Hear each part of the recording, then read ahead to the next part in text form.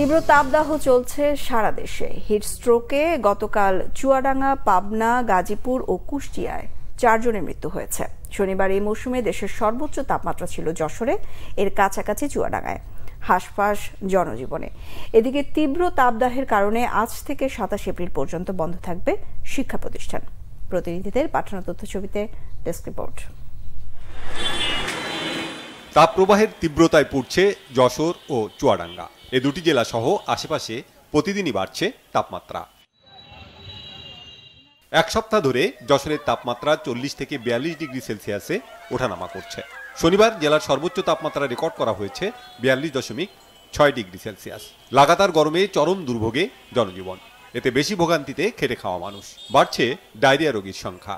ভূগর্ভে নেমে গেছে পানির স্তর। গরমে যেন টিকা যাচ্ছে না, গাড়ি চালাতে পারতেছি না, খুব কষ্ট হচ্ছে, গলা মুখ শুকিয়ে যাচ্ছে। আর গরমের সময় তো গরম পড়বে, এটা তো মেনে নিতেই হবে। তারপরে এবার মনে হচ্ছে একটু বেশি গরম হচ্ছে। রাস্তার পিচ গলে যাচ্ছে, এমন তো পরিবেশে আসলে সাধারণ মানুষের জনজীবন খুবই সংকীর্ণ। টানা কয়েকদিন তীব্র দাবদাহ চুয়াডাঙ্গায়। দিন ও রাতের তাপমাত্রায়ও তেমন তফাৎ নেই। দামুড়হুদার ঠাকুরপুর গ্রামে মাঠে কাজ করার সময় হিট স্ট্রোকে একজনের মৃত্যু হয়েছে। জেলার সর্বোচ্চ তাপমাত্রা রেকর্ড করা হয়েছে 42.3 ডিগ্রি সেলসিয়াস। বিপাকে পড়েছেন খেটে খাওয়া নিম্ন আয়ের মানুষ। প্রয়োজনের তাগিদেও ঘর থেকে বের হতে পারছেন না তারা। গরমে অসুস্থ হয়ে পড়েছেন অনেকে। হাসপাতালে বেড সংকুলান কঠিন হয়ে পড়েছে। শহরে মাইকিং করে পথচারী ও এলাকাবাসীকে সতর্ক করা হচ্ছে। চুয়াডাঙ্গা জেলায় বিশ্বের সর্বোচ্চ তাপমাত্রা পরিলক্ষিত হচ্ছে।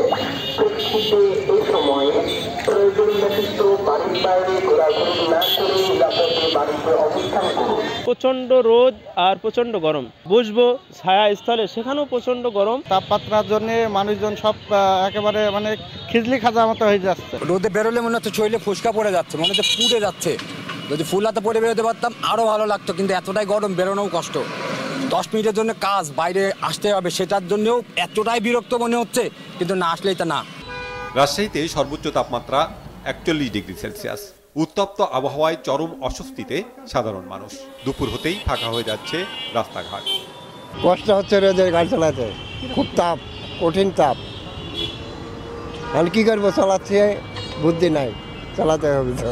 আসলে খালি চলা, আবার ছায়াতে যা বসতে হচ্ছে। প্রচন্ড গরম। হ্যাঁ, এই গরমে যে ঘরের মধ্যে ফ্যান দেওয়া থাকা যায় না, এমন পরিস্থিতি। দিন রাত একই সমানে গরম। আপাতত বৃষ্টির কোনো সম্ভাবনা দেখছে না আবহাওয়া office. Bangla vision news desk.